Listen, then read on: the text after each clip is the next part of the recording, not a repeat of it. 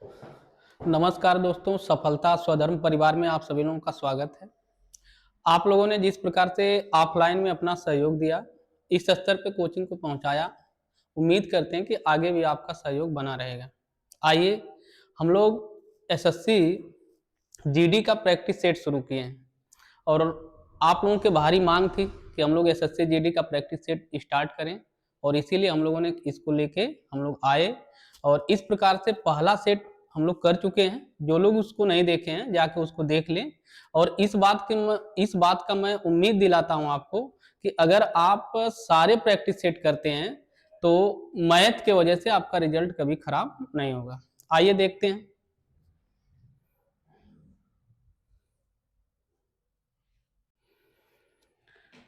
ये रहा, देखिए हमारे सामने पहला क्वेश्चन। अब इसको जो है देखते हैं। देखिए पहला क्वेश्चन ट्रेन से है। ट्रेन के केस में हमें एक चीज आपको याद रखनी है, एक चीज जो है हमारे माइंड में हमेशा होनी चाहिए ट्रेन के केस में। अगर कभी भी दो ट्रेन एक दूसरे के डायरेक्शन जा रही हैं, एक दूसरे की ओर आ रही हैं, तब उस केस में उनकी स्पीड क्या होती है, ऐड हो जाती है। उनकी स्पीड ऐड हो जाएगी। अगर एक ट्रेन दूसरे ट्रेन के साथ जा रही हो, दोनों समांतर चल रही हो या दोनों एक ही दिशा में चल रही हो, उस केस में क्या होता है, उनका स्पीड माइनस हो जाता है। और पूरे ट्रेन को जितने भी क्वेश्चन होते हैं ट्रेन से रिलेटेड, सब सारे के सारे क्वेश्चन सॉल्व करने के लिए बस एक और एक फार्मूला है हमारे पास, D equal to S into T. DST से आप याद कर सकते हैं, ये हमारा फार्मूला है। ठीक, आइए अब देखते हैं अपने क्वेश्चन को। कह रहा है कि एक ट्रेन 120 मीटर लंबी है, एक ट्रेन 120 मीटर लंबी है और 54 किलोमीटर प्रति घंटे की चाल से चल रही है। एक ट्रेन 120 मीटर लंबी है, 54 किलोमीटर प्रति घंटे की चाल से चल रही है। देखिए हमारे पास एक फार्मूला है D equal to S into T.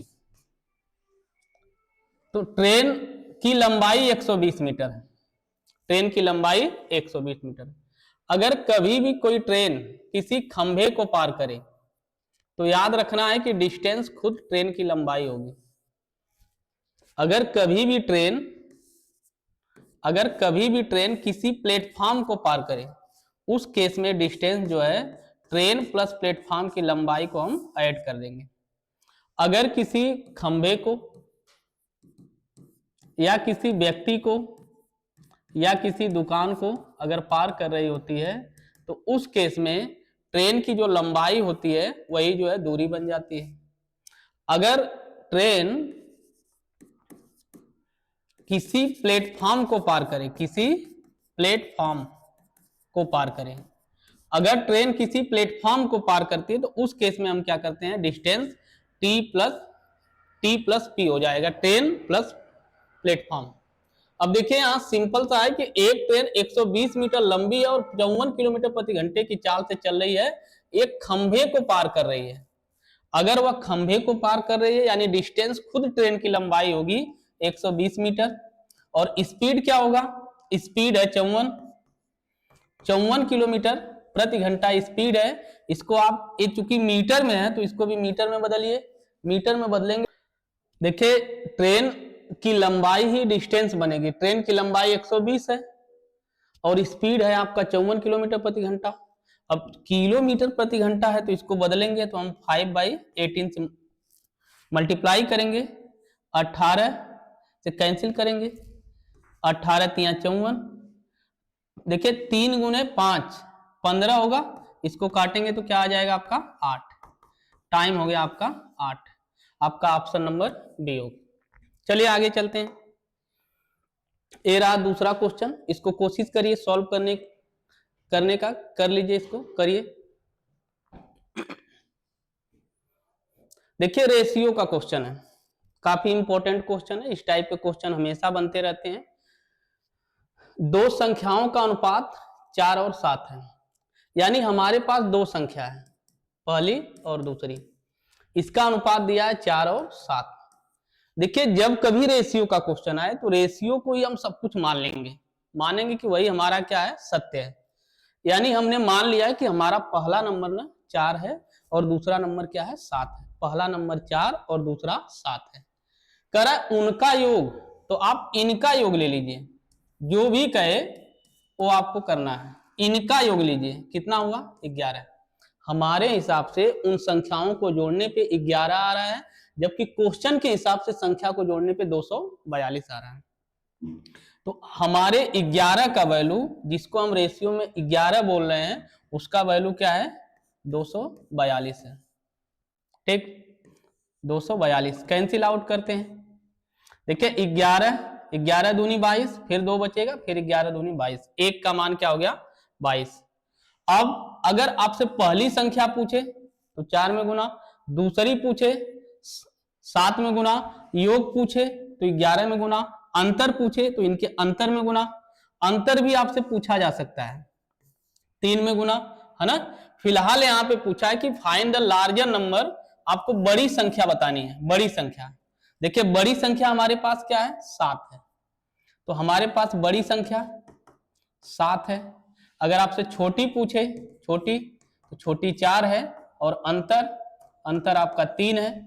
जो भी पूछेगा उसमें आप गुना करेंगे, ठीक है। एक का वैल्यू 22 है, यहाँ 22 का मल्टीप्लाई कर लिए, 7 दूनी 14। देखिए लास्ट में 4 है, हमारे पास एक ही ऑप्शन है, हमारा ऑप्शन नंबर ए सही हो गया।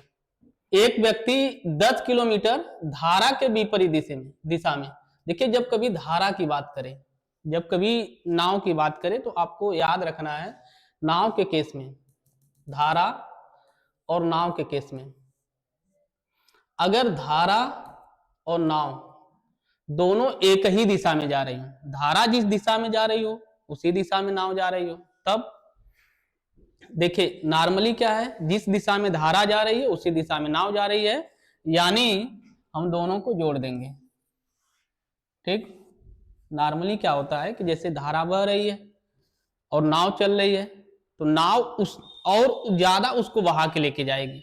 तो इस तरह से हम इसको ऐड कर देते हैं, जब दोनों समान दिशा में हो तो इसको ऐड कर देते हैं। आपको ये याद रखना है कि जब दोनों नाव के केस में ट्रेन का उल्टा होगा तो इसमें हम जोड़ देंगे, और इसमें जब विपरीत दिशा में हो, अब जो नाव है, ठीक है, वो इस दिशा में जा रही है और धारा इस दिशा में जा रही है, तो धारा क्या कर रही है, नाव को रोक रही है, यानी यहां पे क्या होगा माइनस हो जाएगा।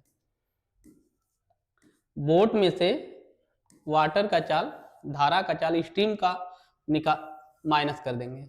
अगर समान दिशा में जाए तो दोनों को ऐड करना है, विपरीत दिशा में जाए तो दोनों को माइनस करना है, और फार्मूला वही है, distance equal to speed into time. कभी कभी इसके स्थान पे आप speed equal to distance by time हम यूज कर सकते हैं, सेम फार्मूला है, ठीक है। आइए अब देखते हैं, एक व्यक्ति 10 किलोमीटर धारा के विपरीत दिशा में। अब देखिए हमें पता है कि विपरीत दिशा में क्या होता है। अगर हम बात करें विपरीत, तो अभी अभी बताए हैं कि जब कभी विपरीत की बात करें तो b माइनस डब्ल्यू, और जब कभी समान की बात करें तो आप कहेंगे b प्लस डब्ल्यू। ये माइंड में आपको याद रखना है। एक है क्या चाल, एक व्यक्ति 10 किलोमीटर धारा के विपरीत दिशा में, 10 किलोमीटर धारा के विपरीत, अगर विपरीत है तो इसकी चाल होगा b माइनस डब्ल्यू, ठीक, प्लस धारा के गति, फिर कह रहा है विपरीत तथा 14 किलोमीटर धारा के साथ, जब धारा के साथ आप चलेंगे, धारा के साथ चलेंगे तो आपकी चाल होगी b प्लस डब्ल्यू, ठीक है, b प्लस डब्ल्यू। के साथ जाने में 4 घंटे लेता है, 4 घंटे लेता है, टोटल टाइम क्या है 4 घंटा। देखिए ये धारा के विपरीत दिशा में जाने में लगा समय है, ये धारा के साथ जाने में लगा समय है, और ये टोटल समय है, ठीक है। अब आगे आप जाएंगे तो कह रहा है कि 2 किलोमीटर प्रति घंटा है, धारा की गति क्या है 2 किलोमीटर प्रति घंटा है, इसीलिए धारा के स्थान पे b माइनस डब्ल्यू के स्थान पे 2 रख देंगे, यहाँ 14 b प्लस 2 और यहाँ हो गया 4। जानते हैं ऐसे सवाल को करने के लिए हमें ऑप्शन का प्रयोग करना चाहिए, या तो क्वाड्रेटिक इक्वेशन बनेगा उसे सॉल्व करना पड़ेगा, तो उससे बेहतरीन क्या होता है ऑप्शन। आप उस ऑप्शन को यहाँ पुट करिए, पुट करके देखिए, जिस ऑप्शन को रखने पे आपका आंसर आ जाएगा, 4 आएगा, वही हमारा आंसर होगा। ठीक, देखिए सॉरी यार, यहाँ पे 4 घंटे 15 मिनट है। ठीक, तो हम यहाँ 15 मिनट भी लेंगे, 15 मिनट, और 15 मिनट का मीनिंग क्या होता है, 1/4 घंटा। तो इस तरह से इसको चेंज करेंगे तो यहाँ होगा 4 चौको 16, 1 17/4।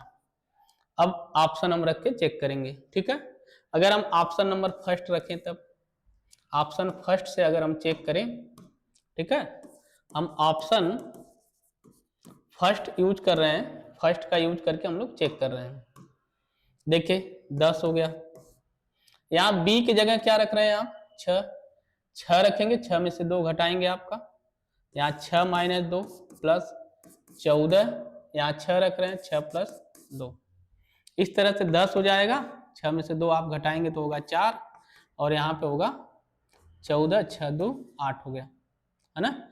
इसका 2 से कैंसिल करिए, 2 से इसको कैंसिल करेंगे तो 7 आएगा, यहाँ पे काटेंगे तो क्या आएगा, 4। नीचे देखिए सेम है, ऊपर ऐड हो जाएगा, 10 + 7 कितना हो गया, 17/4। और ध्यान से देखिए यहाँ भी 17/4 है, यानी ऑप्शन नंबर ए आपका सही है। ठीक, चलिए आगे चलते हैं।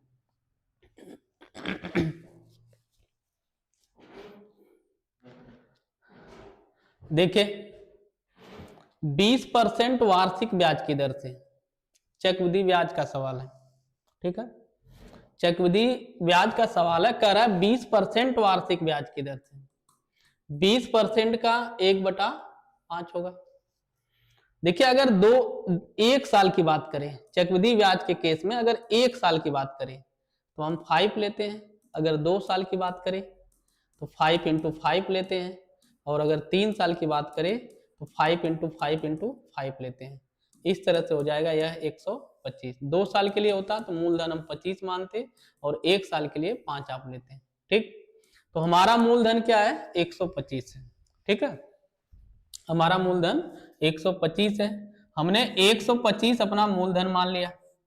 अब पहले साल ब्याज आपको लगाना कितना है, 20%, यानी 1/5 करेंगे तो यहाँ 25। फिर दूसरे साल फिर इसका लेंगे 20%, यानी 1/5 जब करेंगे 25। फिर इसका भी 20% लेंगे, इसका 20% होगा 5। अब तीसरे साल की बात करते हैं, इसका लेंगे तो हो जाएगा 25, फिर इस पर भी ब्याज मिलेगा 5, और फिर इस पर लेंगे, और लास्ट में इस पर भी ब्याज मिलेगा। तो इस तरह से ये चक्रवृद्धि ब्याज होता है। ये टोटल, इसको हम CI कहते हैं, इसको प्रिंसिपल कहते हैं, और अगर इसकी हम बात करें, ठीक है, इस वाले का, तो इसको हम कहते हैं CI - SI। देखिए इसमें से कोई एक वैल्यू देके दूसरा वैल्यू आपसे पूछा जाएगा। ठीक है, आपको दिया क्या है, कह रहा है कि चक्रवृद्धि ब्याज पर 1820 रुपया हो जाती है ना। एक धनराशि 3 वर्षों में 20% वार्षिक ब्याज की दर से चक्रवृद्धि ब्याज पर 1820 रुपया हो जाती है, तो मूलधन कितना होगा। ठीक, वार्षिक दर से चक्रवृद्धि ब्याज पर इतना, है ना। इसको गलत है, इसको सही कर लीजिए, 4300 सॉरी 43,200, है ना। इसको भी सही कर लीजिए, 43,200। ठीक, अब आइए देखते हैं। तो कह रहा है कि एक धनराशि 3 वर्षों में 20% वार्षिक ब्याज की दर से चक्रवृद्धि ब्याज पर चक्रवृद्धि ब्याज लगाया जाता है, और 43,200 रुपया बन जा रहा है। तो मूलधन आपको ज्ञात करना है। तो जानते हैं जब कभी हम प्रिंसिपल में जब CI को ऐड करेंगे तब हमारा मिलेगा आपको चक्रवृद्धि ब्याज। ठीक, चक्रवृद्धि ब्याज मिश्र धन, है ना। तो हम क्या करते हैं, 125 और इसको ऐड करेंगे टोटल तो होगा 91। 125 और 91 ऐड कर लीजिए, तो इस तरह से हो जाएगा आपका, ये आपका मिश्र धन है। प्रिंसिपल इतना है चक्रवृद्धि ब्याज इतना है, आप जोड़ेंगे तो यहाँ होगा 6, 9 2 11, ठीक, और यहाँ पे हो गया 1 और 1 2।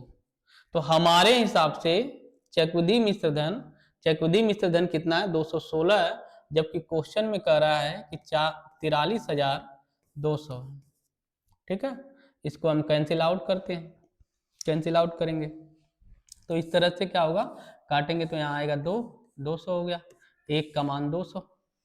अब आपसे पूछ रहा है कि मूलधन कितना होगा, मूलधन आपको मूलधन बताना है, तो मूलधन हो जाएगा आपका 200 में आप गुना कर देंगे 125 का, गुना करेंगे इसको तो हो जाएगा कितना, 25, ठीक है, तो हो गया 2500, ये रहा 25,000, ठीक है, तो 25,000 यहाँ 25,000 बना लीजिए, इस तरह से हमारा आंसर ये हो जाएगा। चलिए आगे चलते हैं। दो संख्याओं का एचसीएफ 18, उनका अनुपात 5:6 है।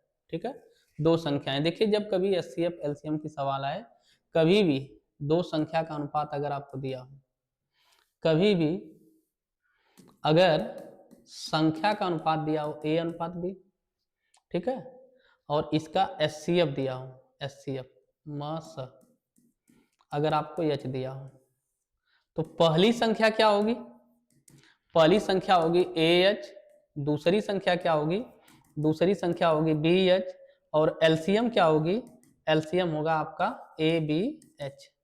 ये आपको याद रखना है। ठीक है, कह रहा है कि दो संख्याएं 5 संबंधित 6 के अनुपात में, ठीक है, अगर उनका एचसीएफ कितना है 18, एचसीएफ 18 है, तो अगर आपसे पहली संख्या आपसे पूछता तो कहते 5 गुने 18, आपसे कहता दूसरी संख्या बताइए तो आप कहते 6 गुने 18, लेकिन आपसे पूछा है एलसीएम, तो एलसीएम होता है ए बी एच, यानी पहला अनुपात दूसरा अनुपात गुने ये हो जाएगा आपका, तो 5 6 30 होगा, 30 का 18 तिया 54, देखिए 30 हुआ गुने 18, 18 तिया 54, 540, ऑप्शन नंबर ए। ठीक है, चलिए आगे चलते हैं, next question, time and work, pipe और टंकी का एक क्वेश्चन है। ठीक है, पाइप और टंकी, पाइप एंड सिस्टम, कह रहा है कि पाइप ए किसी टंकी को 20 घंटे में भर सकता है, पाइप ए 20 घंटे में भर सकता है, पाइप बी 30 घंटे में, पाइप बी जो है 30 घंटे में, और पाइप सी 60 घंटे में खाली कर सकता है। सी जो है ये खाली करने वाला नल है, ठीक है, 60 घंटे में खाली कर सकता है। तो हम निकालेंगे कि सबसे पहले टोटल वर्क क्या है, उस टंकी में पानी क्या है, तो इनका एलसीएम ही क्या होगा, टंकी में पानी होगा, इनका एलसीएम क्या होगा 60। फिर निकालेंगे टंकी की क्षमता क्या है, कैपेसिटी, तो 20 तिहाई 60, 30 दूनी 60 और 60 एकम 60, यानी जो नल ए है हर घंटे 3 लीटर पानी भरता है, नल बी जो है हर घंटे 2 लीटर पानी भर रहा है, जबकि नल सी खाली करने वाला है हर घंटे 1 लीटर पानी खाली कर रहा है।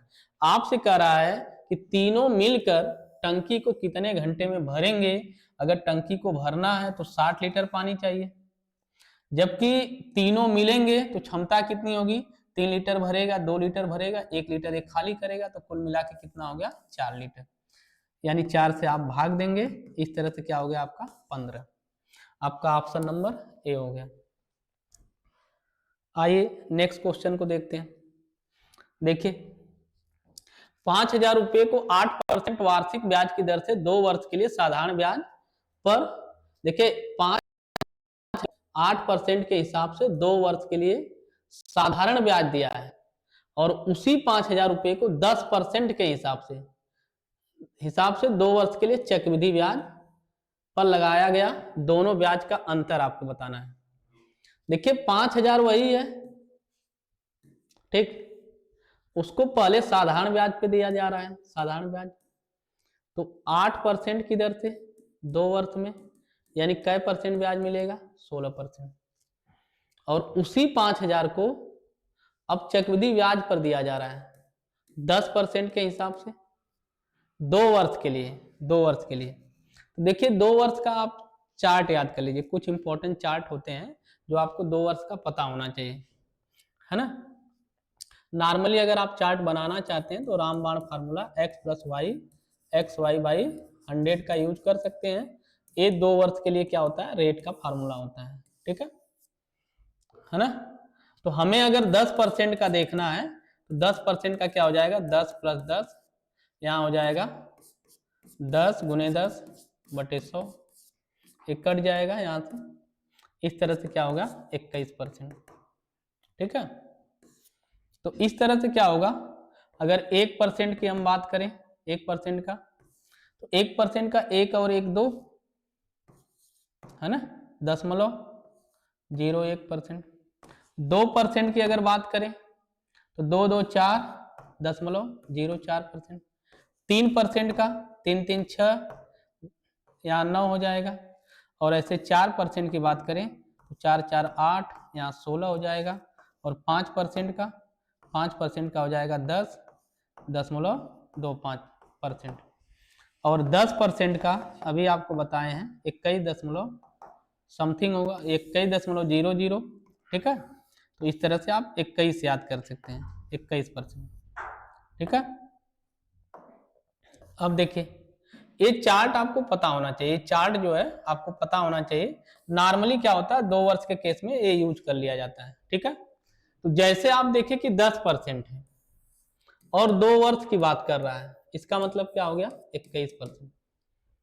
अब सोचिए यहाँ पे 16% ब्याज मिलेगा उसी 5,000 का, और यहाँ पे कितना मिल रहा है 21%। कितना अंतर है 5%। एक वैल्यू देगा, दूसरा वैल्यू आपसे पूछा जाएगा, ठीक है।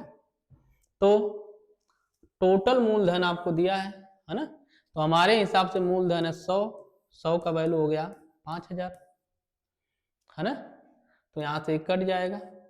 अब आप 5 का वैल्यू निकाल लेंगे तो 5 का वैल्यू क्या हो जाएगा, 5 × 50 मल्टीप्लाई करेंगे आएगा 250, ठीक है। ये ऑप्शन नंबर डी हो गया।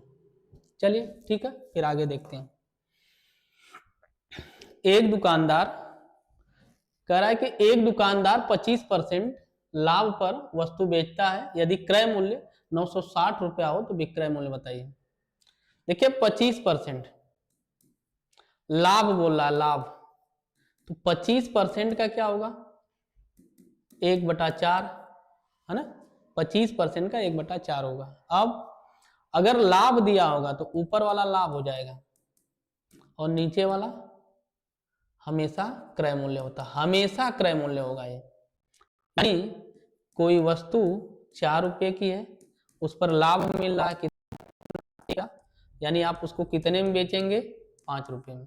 4 रुपए की वस्तु है, 1 रुपए का लाभ लेना है, 5 रुपए में बेचा जाएगा। कोई एक वैल्यू देकर दूसरा वैल्यू आपसे पूछा जाएगा, ठीक। यहाँ क्या बोल रहा है आपसे, कह रहा है कि क्रय मूल्य 960 रुपया है ना।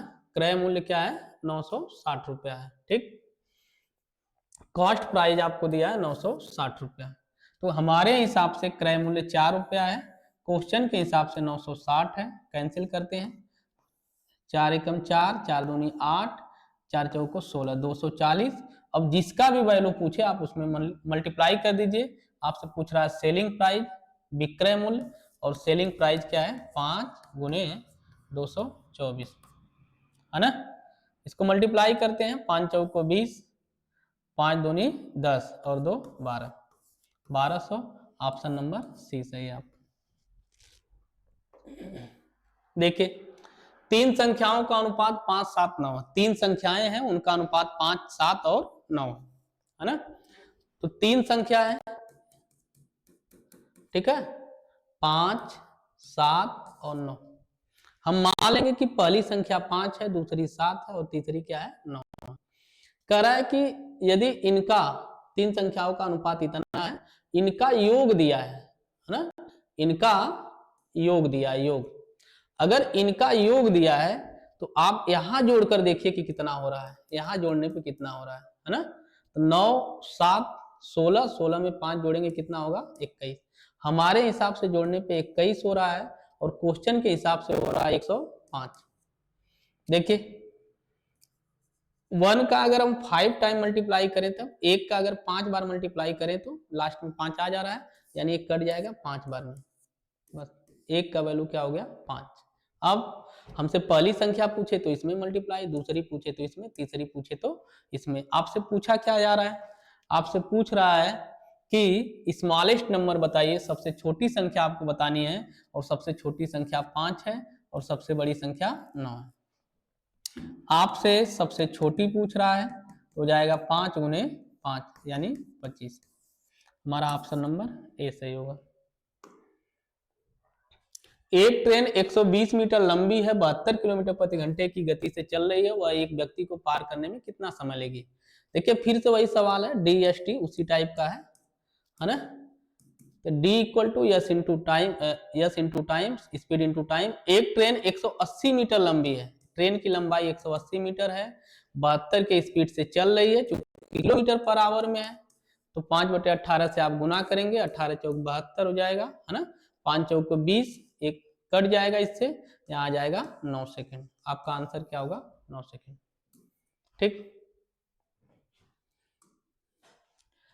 एक वर्ग की भुजा, देखिए वर्ग, वर्ग के केस में आपको याद रखना है कि वर्ग क्या होता है, वर्ग वो होता है जिसकी सभी भुजा समान हो, सबसे इंपॉर्टेंट प्रत्येक कोण 90 अंश का होना चाहिए, और दोनों विकर्ण बराबर होने चाहिए, विकर्ण भी क्या होने चाहिए, समान होने चाहिए। ठीक। वर्ग की भुजा को हम ए से प्रदर्शित करते हैं। अगर इसका हमें परिमाप लेना है, परिमाप, परिमाप का मतलब चारों तरफ का माप, यानी ए भी ए होगा, ए भी ए होगा, ए भी ए, 4a। और अगर क्षेत्रफल की बात करेंगे तो a इंटू ए हो जाएगा, यानी ए स्क्वायर, और इसका ये विकर्ण होता है। अगर आपको विकर्ण निकालना पड़े, है ना, विकर्ण, तो विकर्ण हो जाएगा a√2। ये आपको याद रखना है। ठीक है, आइए अब क्वेश्चन पे आते हैं। कह रहा है एक वर्ग की भुजा 14 सेमी है, उसके क्षेत्रफल और उसके परिमाप का अनुपात बताइए।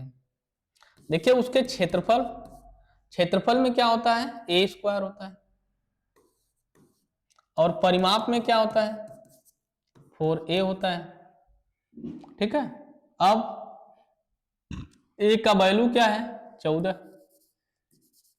तो यहां रखेंगे 14 गुने 14, यहां हो जाएगा 4 इंटू 14। देखिए 4 से 4 कैंसिल, 2 से कैंसिल करेंगे, 2 2 जा 4, 2 7 जा हो जाएगा, आएगा आपका 7/2। आपका ऑप्शन नंबर ए सही होगा। ठीक है, आगे चलते हैं। एक व्यक्ति 6 दिनों में किसी कार्य को 2/5 करता है, पूरा कार्य वह कितने दिन में करेगा। एक व्यक्ति 6 दिनों में किसी कार्य का, कोई कार्य है, ठीक है, उस कार्य का केवल 2 भाग, 5 भाग अगर कार्य है तो केवल 2 भाग यानी 2/5 भाग, यानी 5 में से 2 काम करने में वह कितना दिन ले लिया, 6 दिन। आप सोचिए अगर 2 काम करने में 6 दिन लगा दिया तो एक काम करने में 3 दिन, कैंसिल आउट कर लेंगे इसको, 3। आपसे टोटल पूछ रहा है तो टोटल काम कितना है 5, 5 गुने 3 यानी हो जाएगा आपका 15। आपका ऑप्शन नंबर सी सही होगा। ठीक है, आगे चलते हैं। देखिए एक नाव 24 किलोमीटर धारा के साथ 16 किलोमीटर धारा के विपरीत। देखिए जब कभी धारा के साथ कहे, धारा के साथ कहे तो उस केस में आपको याद रखना है b प्लस डब्ल्यू, और धारा के अगर विपरीत कह रहा है तो हम कहेंगे b माइनस डब्ल्यू, है ना। कह रहा है कि 24 किलोमीटर धारा के साथ, साथ कह रहा है यानी b प्लस डब्ल्यू।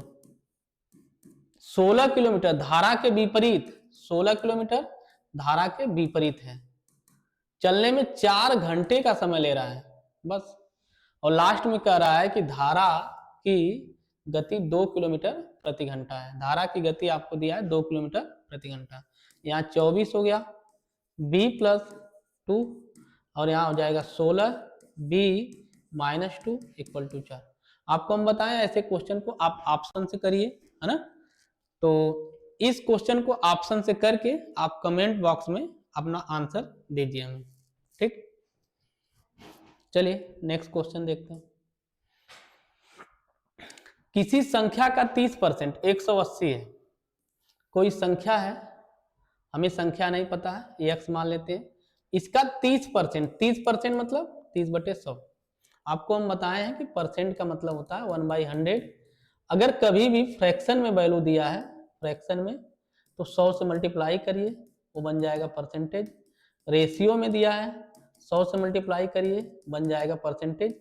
और परसेंटेज में दिया है तो 100 से भाग दीजिए, बन जाएगा रेशियो या फ्रैक्शन, ठीक है। ये बेसिक कॉन्सेप्ट है, इसका आपको पता होना चाहिए, ठीक है। आपसे करा किसी संख्या का 30%, 30% मतलब बटे 100 कितना है 180, है ना। किसी संख्या का 30%, परसेंट का मतलब 2200। देखिए यहां से कैंसिल हो गया, है ना। और इसको यहां से काटेंगे, 6 आएगा, 0 यहां हो जाएगा। x का मान क्या हो गया 600। आपका ऑप्शन नंबर सी हो गया। एक वर्ग का क्षेत्रफल उसके परिमाप से 21 अधिक है। देखिए अभी अभी बताएं आपको, कह रहा है कि एक वर्ग का क्षेत्रफल, वर्ग की बात कर रहा है, कह रहा है कि एक वर्ग का क्षेत्रफल उसके परिमाप से 21 ज्यादा है ना। तो क्षेत्रफल का फार्मूला a² माइनस परिमाप 4a, और ये प्लस 21 है, इधर लाएंगे तो माइनस 21 होगा, यहाँ हो गया 0। देखिए 21 का ऐसा गुणनखंड करिए कि जोड़ घटा के आपको 4 लाना है, ठीक है। तो हम क्या करेंगे, 7 त्रिका 21 करेंगे, हमें लाना है -4, है ना। तो -7 करना पड़ेगा +3, ठीक। तो प्लस वाला कभी आंसर नहीं बनता है, हमेशा कौन बनेगा, माइनस वाला। क्यों, क्योंकि इधर माइनस है, इधर जाएंगे तो प्लस हो जाएगा। तो a का मान क्या हो गया आपका 7, है ना। तो वर्ग की भुजा बताइए, ऑप्शन नंबर आपका बी हो गया। नेक्स्ट कह रहा है कि 3 क्यूब और 5 क्यूब के बीच कितनी पूर्ण संख्याएं हैं। इनके बीच आपको पूर्ण संख्या बतानी है। देखिए संख्या की अगर हम बात करें, ठीक है, तो आपको याद रखना है कि प्राकृतिक संख्या में क्या मिलेगा आपको, जो संख्या 1 से शुरू होती है, 1 2 3 ऐसे करते करते अनंत तक जाती है, उसे प्राकृतिक संख्या कहते हैं। अगर इसमें हम 0 लगा लें तो इसको पूर्ण संख्या, होल नंबर कहेंगे। 0 1 2 ऐसे ऐड कर लेते हैं। और अगर नकारात्मक भी रख लें इसमें तो इसको पूर्णांक बोलेंगे, अनंत। -3 -2 -1 0 1 2 इसको हम कहते हैं, ठीक है। इसके बाद अभाज्य संख्या, अभाज्य संख्या आपको याद रखनी है। अभाज्य संख्या, अभाज्य संख्या क्या होती है, जो किसी दूसरे संख्या से विभाजित ना हो, ठीक है। तो अभाज्य संख्या जो अन्य से विभाजित ना हो उसे हम अभाज्य संख्या कहते हैं, ठीक है। अब इसमें आपको याद रखना है कि अगर 1 से 25 तक अगर आपको अभाज्य संख्या पूछ रहा है तो 1 से 25 तक अभाज्य संख्या कितनी होती है, 9। अगर 1 से 50 तक आपसे पूछ रहा है तो आप कहेंगे 15। और 1 से 100 तक अभाज्य संख्या अगर पूछ रहा है तो आप कहेंगे 25। ये बात याद रखेंगे, और यहाँ से क्वेश्चन आते रहते हैं हमेशा, एसएससी का इंपॉर्टेंट है, ठीक है। अब पूर्णांक में क्या होता है, पूर्णांक में 0 से लेके, पूर्णांक में ये सारी संख्याएं होती हैं, है ना। पूर्ण में 0 से लेके अनंत तक की संख्या होती है, पूर्णांक में -अनंत से +अनंत तक के बीच की संख्या होती है, ठीक है। तो यहाँ हम बात करते हैं कितनी पूर्ण संख्या है। पूर्ण संख्या मतलब 0 से बड़ी संख्या, 0 और 0 से बड़ी संख्या आपको बतानी है।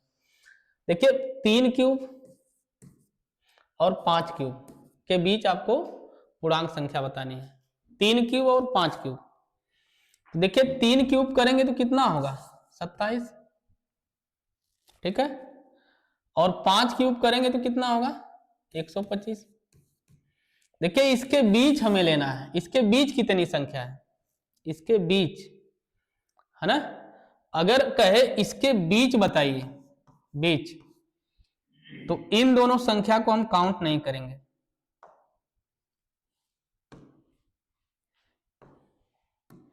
देखिए अगर इनके बीच की बात कर रहा है तो ना तो इसको काउंट करेंगे ना तो इसको काउंट करेंगे, ठीक है।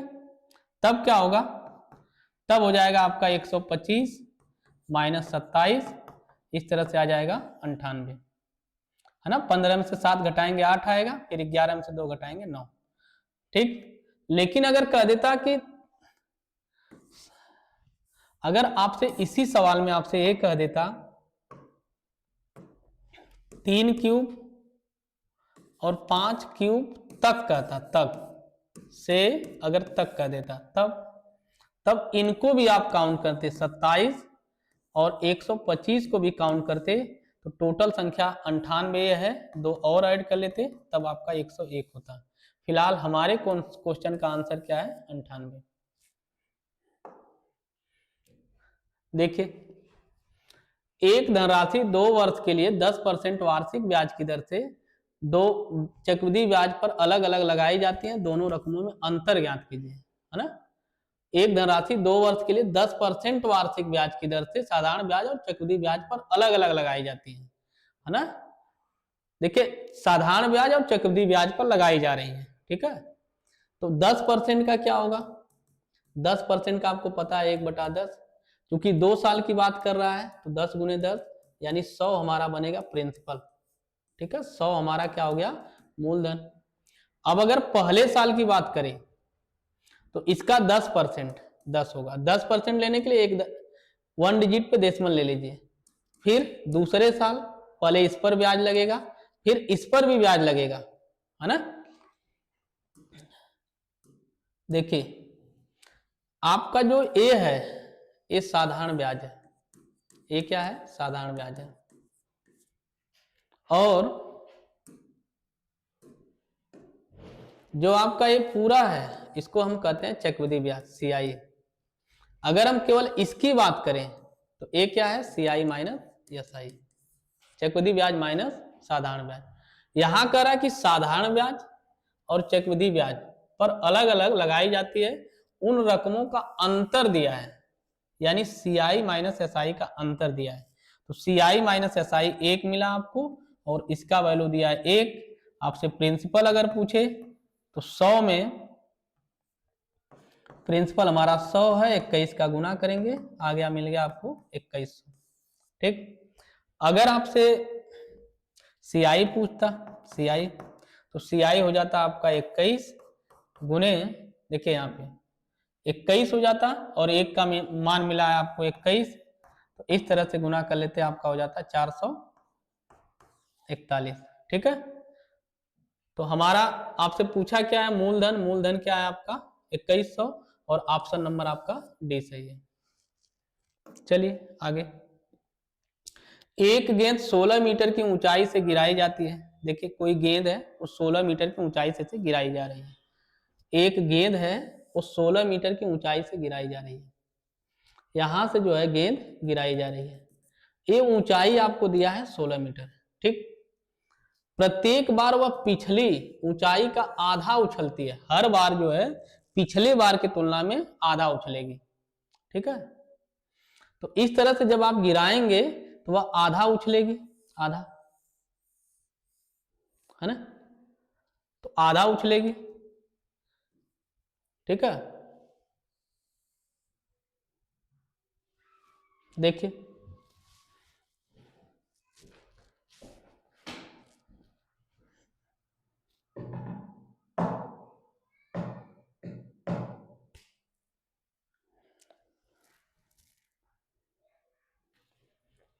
सॉरी दोस्तों, खांसी आ गई थी इसकी वजह से चले गए थे। आइए देखते हैं। तो देखिए 16 मीटर की ऊंचाई से गिराई जा रही है, हर बार क्या होगा, आधी हो जाएगी।